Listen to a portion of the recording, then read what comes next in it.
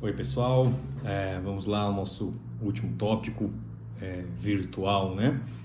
Que é Tribunal Penal Internacional.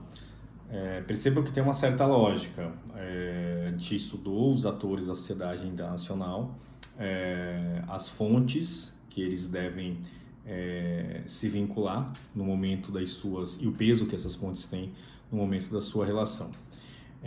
Enfim, depois a gente tem eventuais conflitos que possam surgir desses relacionamentos e esses conflitos deverão ser solucionados pacificamente. Infelizmente, situações ocorrem e alguns desses conflitos, espero que cada vez menos, eles acabam não tendo uma solução pacífica e a utilização da força não é que se faça necessário, não é isso que eu pretendo falar, de hipótese alguma, mas ela acaba acontecendo, infelizmente.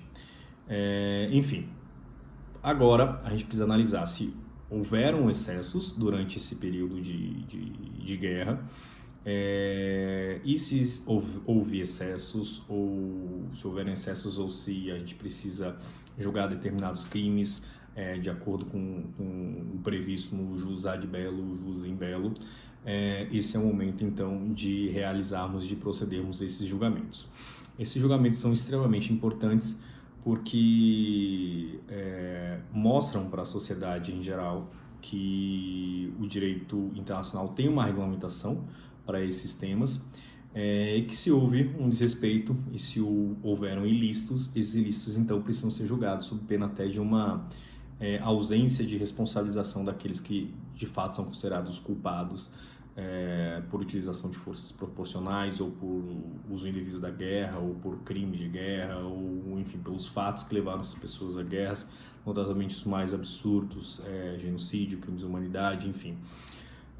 Ou seja, a sociedade, o direito nacional mostra para a sociedade em si que isso tem uma regulamentação e que para que essas situações não fiquem impunes, elas precisam ser julgadas, correto? Enfim, não se tinha, após a Primeira Guerra Mundial e após a Segunda Guerra Mundial, tribunais direcionados ao julgamento de pessoas físicas no âmbito criminal. Então tinha uma certa insegurança e uma certa sensação de impunidade.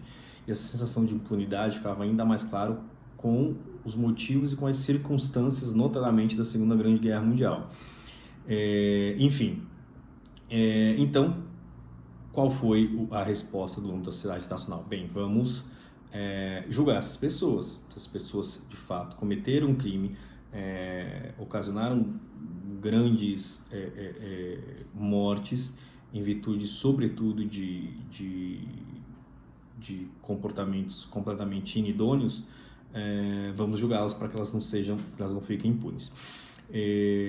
Porém, havia já à época uma positivação em relação a quais seriam esses crimes. Essa positivação ela era prevista já para os crimes que foram cometidos, ou os crimes que foram cometidos não tinham previsão legal, ou a previsão legal não era suficiente para alcançar o formato daqueles crimes. Enfim, o que a gente tem de antecedente a isso é, como eu já falei em duas aulas anteriores, a chamado Tratado de Briand-Kellogg. O Tratado de Briand-Kellogg ele trazia, de certa forma, uma previsão de crimes de genocídio, crimes contra a humanidade, porém muitas situações, como a Segunda Grande Guerra Mundial acabou acontecendo praticamente 10 anos depois, se alastrando por aí entre 10 e 15 anos após a confecção do tratado, tinha essa discussão, na verdade teve uma evolução do formato e da complexidade dessa guerra, e muitas daquelas situações não se encaixavam de forma completa ou de forma adequada, digamos assim, ao que de fato aconteceu durante a guerra. Enfim, mas de certa forma já servia de base, né? Um outro problema é que muitos dos estados que ocasionaram a guerra e que cometeram muitos desses crimes, eles haviam denunciado esse tratado, ou seja, estavam aderidos ou não a essas tipificações que, ainda que existiam, não abrangiam todas as situações de forma específica. Esse dilema ele fica muito bem relatado no Julgamento de Tóquio, que é um documentário existente no Netflix. Então, reforço aqui meu pedido para que vocês assistam, porque esse debate é muito interessante.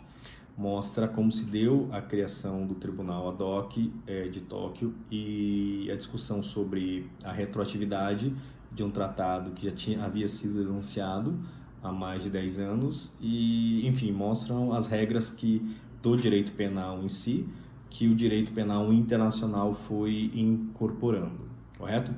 Mas, enfim, antes de falar do Tribunal de Tóquio em si, é necessário falar do Tribunal de Nuremberg. E por que é importante tratar do Tribunal de Nuremberg? Porque ele cria, em verdade, alguns princípios do direito penal internacional, que são chamados princípios de Nuremberg. Então, e aperfeiçoa aquela legislação, aquela convenção anterior de Brian-Kellogg, tipifica novas situações, até de forma um pouco abrangente, e estabelece também parâmetros processuais penais. Então, há ali, de fato, um nascimento do que seria concebido como direito penal internacional.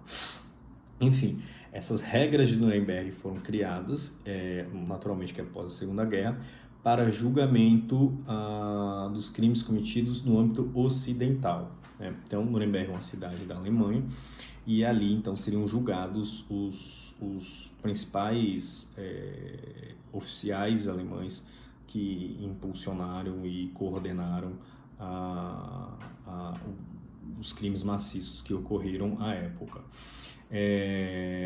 Por sua vez, o Tribunal de Tóquio já é direcionado ao julgamento da parte oriental da Segunda Grande Guerra Mundial. Como ele veio depois, ele se espelhou em muito, embora não houvesse uma obrigatoriedade plena, uma vinculação plena às normas de Nuremberg, mas ele se espelha muito. E por que tem isso? Porque são direitos que por vezes são distintos, né? A natureza das ciências jurídicas não é a mesma do Ocidente para o Oriente. Enfim, então Tóquio teve uma certa liberdade em detrimento ao previsto por Nuremberg. Enfim, por que tribunais distintos? Porque a gente não tinha ainda um tribunal permanente criminal, né? Conforme eu falei para vocês, não confundam o Tribunal Permanente Internacional de Justiça, que veio a ser substituído pela Corte Internacional de Justiça, porque ele é de competência meramente civil e ele julga estados. Então, a gente não tinha, à época, nenhum tribunal de competência crime e para julgar pessoas. Enfim, como não tínhamos isso, havia necessidade, para não deixar esses oficiais, esses comandantes impunes, havia necessidade, então, de criação de tribunais ad hoc, né? E a partir disso criou-se, então, aperfeiçoou aquelas previsões de Brian-Kellogg e também essas previsões serviram como base para os princípios de Nuremberg, que são estabelecidos, de certa forma, como a concepção aí do direito penal internacional. Não só direito penal, mas direito processual penal internacional. Enfim, muitos desses princípios previstos aí nos princípios de Nuremberg, eles são basicamente não há crime sem lei penal anterior que o defina, há necessidade de haver uma tipificação penal para que uma determinada conduta seja considerada crime, ausência de bis in idem, enfim, e outros, esses basicamente são os principais. Essa criação de ser crime por uma conduta que por vezes não era tão adequada a uma previsão genérica do que vinha lá atrás, eles tentaram de uma forma ou outra conceber como ainda que uma previsão do Tratado de Brian-Kellogg e de certa forma até um costume internacional acerca daqueles crimes em si. Enfim, é um pouco difícil e essa é a principal discussão acerca desses tribunais ad hoc, uma certa insegurança jurídica, não só institucional, mas também como processual penal e penal. E não é à toa que ele sofreu inúmeras críticas, inclusive durante o seu respectivo julgamento e funcionamento. Recomendo aqui mais um filme, que é o Tribunal de Nuremberg. Vou colocar o link aqui da mesma maneira com que eu fiz com relação ao uso da força. Aí ficam vocês aí, o link que eu indico, naturalmente que é um link pago, porque tem direitos autorais do filme, mas enfim, se eventualmente vocês acharem algum filme por aí que alguém comprou e queira emprestar, enfim, aí vocês dão seus respectivos jeitos, diferentemente de Tribunal de Tóquio, que tem no Netflix. Não conferi ainda, não atualizei, mas provavelmente ainda tem. Enfim, vocês vão ver no filme duas situações bem bacanas, eu realmente recomendo isso. Primeiro, havia um esforço daquelas pessoas responsáveis pela criação e organização do tribunal de confeccionar tipificações penais que se enquadrassem com aquilo que aconteceu na Segunda Grande Guerra Mundial e dessa importância, a relevância devida a essas situações. Ou seja, estavam sendo criadas tipificações em prol de situações que já haviam acontecido. Enfim, isso é muito discutido. E, além disso, isso é refletido por intermédio de um dos oficiais. Eu não estou longe disso defendendo ele, mas ele critica isso, que na verdade ele não é um tribunal de conhecimento, mas um tribunal de condenação. Isso vai ficar bem claro. Enfim, então há uma certa crítica em relação à segurança jurídica em si, institucional, processual e penal, né? Mas essa sensação de impunidade, conforme vocês vão ver muito no Tribunal de Tóquio, por isso que é interessante ver esses dois filmes, filmes e seriados, porque vocês veem a dificuldade, por vezes, dos juízes, né? Alguns que realmente querem condenar, pura e simplesmente, e outros que sabem que as atrocidades foram cometidas, que há uma necessidade de não ocorrer aí uma impunidade, mas precisam encaixar isso dentro do cenário do direito penal internacional, dentro dos princípios básicos que deveriam nortear o direito em si, notadamente o direito penal. Enfim, então, essa ausência de segurança jurídica foi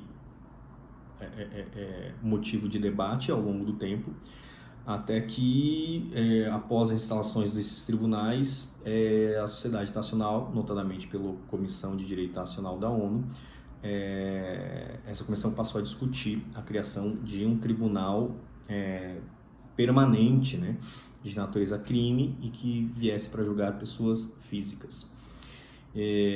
Utiliza-se a um primeiro momento, o núcleo, de certa forma, do que seria essa formatação desse tribunal, não só os dois tribunais de exceção que ocorreram à época, Nuremberg e Tóquio, mas também os princípios de Nuremberg. Então, a partir disso tem-se o desenvolvimento do que viria a ser o Tribunal Penal Internacional, que em 1998 atinge um certo consenso. Em 1998 é votado, então, por inúmeros estados, debatidos por inúmeros estados, o chamado Estatuto de Roma. E no Estatuto de Roma ali se teria a previsão da criação de um Tribunal Penal Internacional, natureza fixa, criminal, e para julgar pessoas físicas que cometessem determinados crimes, notadamente aqueles previstos nos princípios de Nuremberg: genocídio, humanidade, agressão e guerra, né? Enfim, essas são as 4 principais tipificações criminais existentes no Estatuto de Roma. E ele entraria em vigor a partir da 60ª ratificação. Foi muito exitosa essa deliberação, e 4 anos depois, pouco menos de 4 anos depois, a gente teve 60 ratificações desse estatuto, o que ocasionou ali, segundo previsão contida nas suas disposições finais, que em 60 dias entraria em vigor, então, o Tribunal Penal Internacional. A título de curiosidade, o Brasil não foi um dos 60 estados que ratificou isso, mas ratificou antes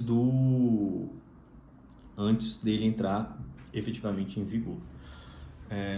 Enfim, então a partir de 2002 temos aí um tribunal permanente internacional de natureza criminal para julgar pessoas físicas. Porém, naturalmente que é importante falarmos dos tribunais ad hoc que existiram antes disso. Nuremberg e Tóquio foram para julgar os crimes cometidos durante a Segunda Grande Guerra Mundial. Nuremberg a vertente ocidental, e Tóquio a vertente oriental. O Tribunal de Tóquio já deixou de existir, já julgou todas as demandas, mas o Tribunal de Nuremberg continua em vigor. Teve um grande julgamento, o filme retrata isso, em 1949, salvo engano, mas o tribunal ainda vem julgando outras pessoas, né? E analisando determinadas demandas processuais e assim por diante. Então, é um tribunal que ainda continua em vigor, né? Embora seja curioso, ainda é verdade. Então, quem quiser ir até a cidade de Nuremberg e visitar o tribunal é completamente possível. E lá é até bem interessante, porque transformou-se metade um museu, metade um tribunal. E você consegue entender melhor e ver imagens da época, então é bem interessante. Muito embora o filme do julgamento de Nuremberg tenha imagens em preto e branco que retratam bem como foi o julgamento em si, tá bom? Mas enfim, fica a dica aí, quem for fazer o centro, na verdade é bem próximo de Frankfurt, então depois da quarentena aí, depois do coronavírus, quem quiser visitar, vale muito a pena. Enfim, então houveram esses dois julgamentos, Nuremberg e Tóquio, e para outras demandas que surgiram ao longo do tempo, notadamente Iugoslávia e Ruanda, também foram feitos tribunais ad hoc. Perfeito? Foram tribunais que funcionaram de forma perfeita, embora crítica em relação à segurança jurídica também, institucional notadamente, eles funcionaram de acordo com os princípios já previstos em Nuremberg e também já aperfeiçoados pelo o que vinha sendo discutido pela CDI, né? Para a criação do Tribunal Penal Internacional. Esse sim, não me recordo, acho que Iugoslávia, acho que já encerrou as atividades, Ruanda com certeza, Iugoslávia quase certo disso há algum tempo atrás já, inclusive. Enfim, embora muito se discuta algumas situações específicas desses julgamentos. Enfim, são 4 tribunais ad hoc então que funcionaram de maneira não perfeita, digamos assim, porque tinha muita discussão à época, mas que serviram aí de norte, de fundamento para que fosse ensejado aí os estudos pelo CDI e depois tivesse formatação completa do Tribunal Penal Internacional em si, tá bom? Enfim, acho que essas são as principais considerações acerca do Tribunal Penal Internacional, dos tribunais ad hoc. Eu vou disponibilizar para vocês no material ali o próprio Estatuto de Roma. É muito interessante vocês lerem, notadamente aqueles que gostam de direito penal, que infelizmente gostam de direito penal, e vocês vão ter acesso aí a algo que muito bacana, um avanço realmente que foi feito e foi positivado aí no Estatuto de Roma. Um último comentário, que a gente vai tratar do Tribunal Permanente Nacional, do Tribunal Penal Internacional nos próximos vídeos aulas, provavelmente mais 2. Uma para estabelecimento das noções gerais do tribunal e outra para compatibilidade entre algumas das situações previstas ali com o direito brasileiro. Mas ele não poderia ser assinado com nenhuma reserva. Então, os estados que não concordassem com o que estava ali previsto não podiam fazer nenhum tipo de reserva. Então, ou assinava ou não assinava, entendeu? Enfim, muitos estados, importantes estados da sociedade nacional, não assinaram porque não queriam incorrer o risco de eventualmente terem eventuais demandas sendo analisadas pelo Tribunal Penal Internacional. Estados Unidos, Israel e China, os 3 principais. E em razão disso, muitos estados africanos criticam a atuação do tribunal, dizendo que o tribunal ele foi formatado basicamente para julgar situações ocorridas no continente africano, né? Notadamente com guerras civis e assim por diante, porque com mais de 10 anos de criação e estabelecimento do tribunal, ele só havia julgado demandas envolvendo o continente africano e de nenhum outro continente. Essas críticas foram bem relevantes, foram muitas delas bem fundamentadas, com dados e assim por diante. Em virtude disso ocorreu a denúncia, 6, 7 estados africanos acabaram denunciando o TPI, ou seja, não fazem mais parte da jurisdição, não aceitam mais, né, a jurisdição do TPI para julgamento de crimes cometidos a partir de então, porque a gente vai comentar depois em competência. Mas enfim, aí isso acaba com que o próprio TPI aumentou de certa forma um pouco do seu lastro de competência, pegando notadamente situações de direito ambiental internacional que tivessem alguma pertinência temática com o direito penal. Então muitos crimes ambientais, a depender da sua natureza, complexidade e assim por diante, passaram a ser analisados e julgados pelo TPI. O TPI já reconheceu a sua competência em relação a esses crimes. Isso vai influenciar aí muito no que diz respeito ao continente europeu e a outros continentes em si, com certeza. Tá bom? Mas eu faço alguns outros comentários aí nas próximas videoaulas. Então, a segunda videoaula direcionada sobretudo para o arcabouço jurídico normativo do Estatuto de Roma. E a terceira é uma aula bem interessante que a gente vai discutir aí as eventuais incongruências de determinadas situações do TPI para com o nosso ordenamento jurídico, notadamente constitucional, tá bom?